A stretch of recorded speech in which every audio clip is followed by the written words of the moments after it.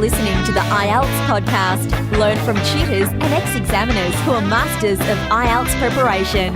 Your host, Ben Worthington.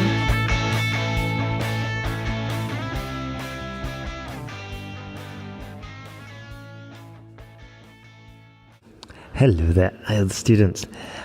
This episode is all about IELTS exam preparation. And this is extremely important because if you fail to plan, you plan to fail. Okay, that's a useful idiomatic expression that I would really consider that you learn. I'd really consider learning that because you can use it in the speaking, you can use it in the writing, and most of all, you can start incorporating it into your IELTS preparation. So that's basically if you fail to plan, you can plan to fail. All right. So let's get straight into it. Now, if you are preparing for the IELTS exam, you want to know, or you want to make the best use of your time. So you need to find out when is the best time for you. Okay. Do you study best in the mornings, or are you more of an afternoon person? Some students work best at 3 a.m. in the morning. This is perfectly normal. Okay, well, not perfectly normal, perfectly acceptable. I have friends that do the best work in the evenings from like 11 p.m. till about 2 a.m. Maybe it's because of the lack of distractions. Maybe it's their own natural rhythm. Either way, it doesn't really matter. What you need to do is find out when your best time is. Okay? And then once you've found out when your best time is, you need to give yourself the best opportunity. And that would mean minimizing the distractions. So you might want to put your headphones on and listen to something that's called white noise, like the sound of rain or the sound of train lines. Or you might want to just listen to some classical music or something like that, or put your phone in flight mode, turn off the notifications, and then just dedicate a 30-minute break to working. Okay? Also, this probably goes without saying, but like I said, to give yourself the best opportunity, it means like eating clean, eating good food, avoiding alcohol, all of this stuff. When I eat, for example, a big bag of sweets, I find it so difficult to concentrate. So you want to be drinking lots of water, eating healthily, and this just all goes into giving yourself the best opportunity. Okay, it's not going to boost your score by 50%, that's obvious. However, these are just stacking the deck, just little things that you can do, and the more of these little things you do, the better the probability of passing, the better are your chances of passing. So, step one, we find the best time and we make it the optimum time by minimizing distractions and basically just making the most of it by eating healthily and all the rest of it, doing some sport. So once we've found out the best time, what you want to do is organize that time, because if you're like most people, you might be limited. You might only have 2 hours a day to do IELTS prep. So the best way to do this is to first do lots of practiced exams, okay, and then identify where you're losing the points. So it might be yes, no, not given in the reading, for example, or you might find that speaking is the biggest issue. In this case, what you need to do is just basically identify it. Okay, then you make a schedule and you just put the time, the date, and the task. Okay, and you might only want to do it for 3 days in advance at first. Start with small steps, but don't just put November the 6th, task IELTS. No, you need to be specific. Okay. And this way, you're going to get the most out of your time. Because if you just sit down and you've got on your notes, IELTS, it's going to be really difficult. Whereas if you just sit down at the allocated time, you prepare your environment, and then it says, IELTS, task 2, thinking of ideas. It's going to be a million times easier. So the basic emphasis here, the basic idea is to just organize this time that you have allocated. Okay, this way you're going to make the most of it. Also, you've got your list of tasks, but you're going to do, or you know what you're going to do from doing the exams, practice exams. Now, don't just list the tasks in alphabetical order, prioritize them.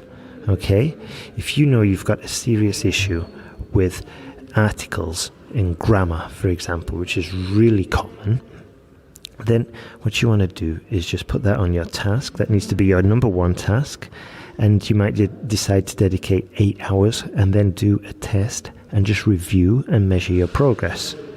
Yeah, so imagine you've had your essays corrected, and you might want to go to IELTSwritingtask.net, get your essay corrected, get some feedback, and you might realize that you've got some issues with articles. Okay, so you start reviewing the articles, you start reviewing the theory, and then you do an online test, and then you want to do some more theory and you do another online test, but each time you monitor your results. Okay, and this way you can tell if you're improving. And by the way, if you do have something like articles or syntax rules, then I'd really recommend you focus on that until you get that sorted, and then move on to your next task. Okay, this is why having like 2 or 3 months to prepare is the ideal situation. But of course, it's the ideal, it's not the most common. Most people maybe have a month or 10 days to prepare, and in that case, then I think the best way would be to just focus on essay structure, for example. That's probably the fastest and easiest way to get a boost. But anyway, I digress, sorry. Now then, so we've got the ideal time, we've minimized distractions, we've optimized the diet, and we know when we're working best and where we're working best. Now it's time, and also, we've got a schedule and we've got a task list, and we've allocated tasks to dates and times, so we're all set to go. So this is where the expression plan your work and work your plan comes in. Now we've planned all our work, it's time to work it. It's time to actually put it into action. So, once again, we're going to go to the most productive area. It might be a coffee shop in the shopping centre, or it might be a library, or it might be a co-working place. It doesn't really matter, just whatever works for you.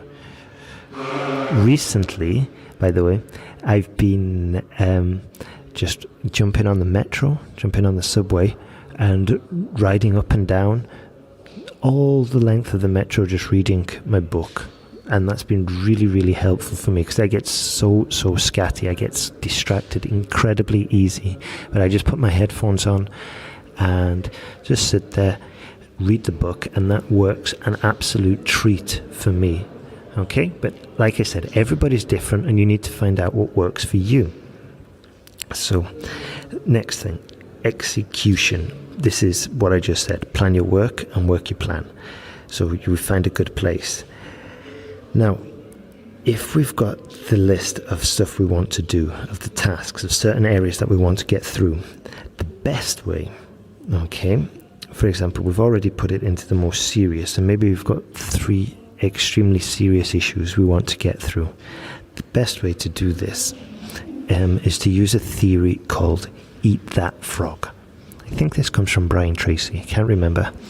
But Eat That Frog, all it means is that you do the worst and the most horrible task you have on your list. You do that first, because the idea is, once you've completed that horrible task, all the tasks afterwards are going to be relatively easy. And this works well with a cold shower in the morning, by the way. It just makes it a lot easier. So Eat That Frog. So let's look at this. Maybe you absolutely detest and abhor writing essays and just copying out essays or using the look, cover, write technique. Okay, maybe you just really get down in the dumps, when you come even to think about this. So this would be the first task you put on your list and the first task that you do for your IELTS study session. Okay? It's that simple, and trust me, this works. After this, everything becomes much, much easier. So that would be the first one. Then the second one would be the Pomodoro Technique, which I mentioned a few episodes back. This has been really productive for me, for my work. And it just breaks down the task into smaller tasks and just helps you to keep your productivity up. So I'd really recommend that. Now, the other thing that you want to do while you're preparing for your IELTS exam is to write everything down. Okay? So if you hear a good tip for the speaking, then you want to write it down, put pen to paper. And even in this episode, if you hear something useful, put it down on paper or on your phone. Ideally, pen and paper works better, for me anyway, and I think for a lot of other people. But write it down, okay? IELTS tips, IELTS notes, especially if you know that, or if at least you think it would work for you, yeah? So write it down. This way it's committed. It's not only more likely to be committed to your personal memory, it's more likely, or practically guaranteed, if you do review your notes, but you'll have something there in front of you to go to use when you're having problems. Okay, so let me think of an example. I was just talking with a student, and we were talking about giving answers for the speaking, and that you can immediately expand your answers and give yourself material to talk about if you give an example. So if the question is a follow-on question for part 3, and the examiner says, why do you think reading is important for children? And then you just say, well, reading is important for children because it expands their vocabulary, helps them learn about new cultures and new ideas and new opinions. For example, my cousin is 5 years old, and she's just starting to read Peppa Pig books, and she's loving it, and I can really see her imagination growing considerably, largely thanks to these books. So that's why reading is probably a good idea for children. You see? So that's a long way to give you an example, but what I wanted to say was, what you can do is now write down speaking tip, give examples with answers. And if you want to take it even further, you say give examples of people you know with your answers. Okay? So this is just a tip out of many. And if you're having problems collecting and using your tips, you can just go to sentenceguide.com. There's a speaking confidence course there. It comes with the writing course. And it's just got lots of tips like that'll help you. All right? So the other thing, we're not only going to write everything down, we're going to use Pomodoro Technique, where you work for 25 minutes, take a 5-minute break, get back, do 25 more minutes, and so on. You break up your 3 hours that way, do 6 sessions. That's really useful. Now, the other tip I want to give you when you're doing your tasks is to don't bite off more than you can chew. Okay, so this is another useful expression. So imagine you're having your Christmas dinner or whatever dinner you might have in your festivities, in your holiday season, and you take a massive bite. Now it's going to take you, 5 minutes to chew this. So what I'm saying is that don't say, in this Pomodoro session or in this IELTS session, I'm going to master IELTS reading. Don't do that. So say, I'm going to study yes, no, not given answers. Okay? And just by breaking it down into smaller chunks and mastering those chunks. Okay? And then I think probably the most, this is the penultimate tip that I want to give you.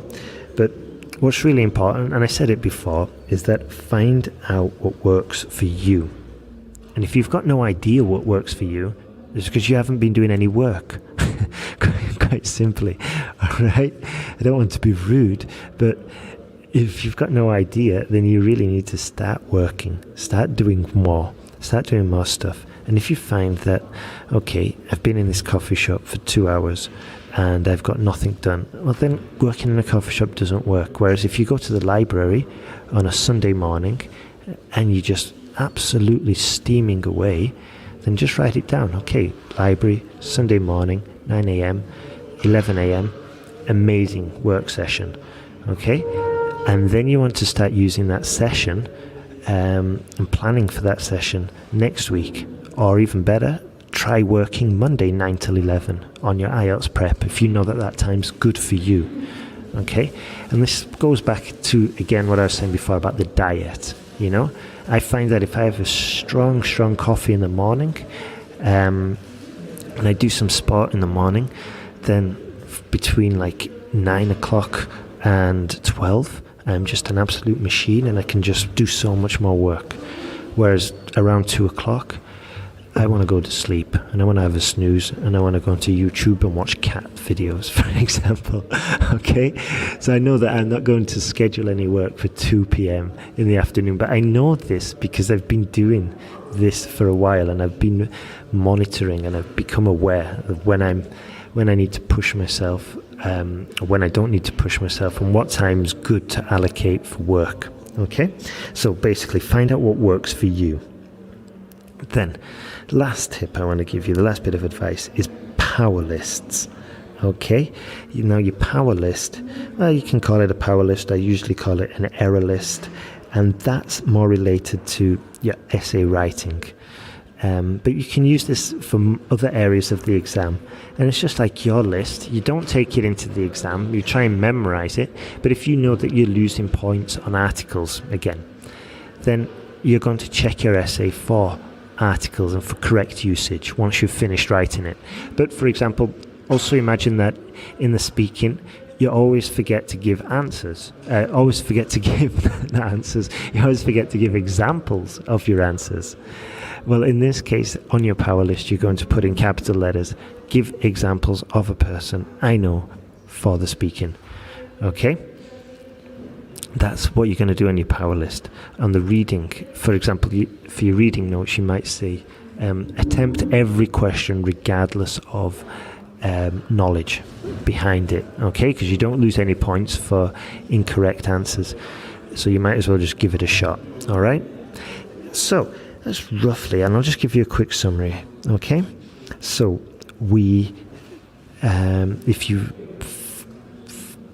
if you fail to plan, you plan to fail, okay? That's the expression that I wanted to mention before.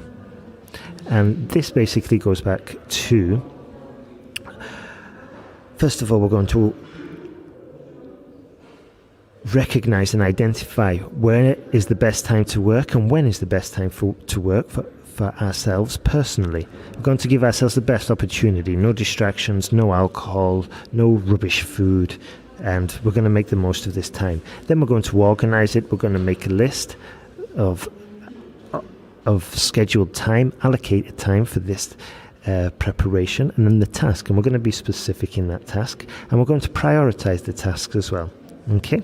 Then, once we do start working, we're going to use some different techniques. Like one, doing the worst technique first. Hopefully that's the priority one. Okay? The one we hate.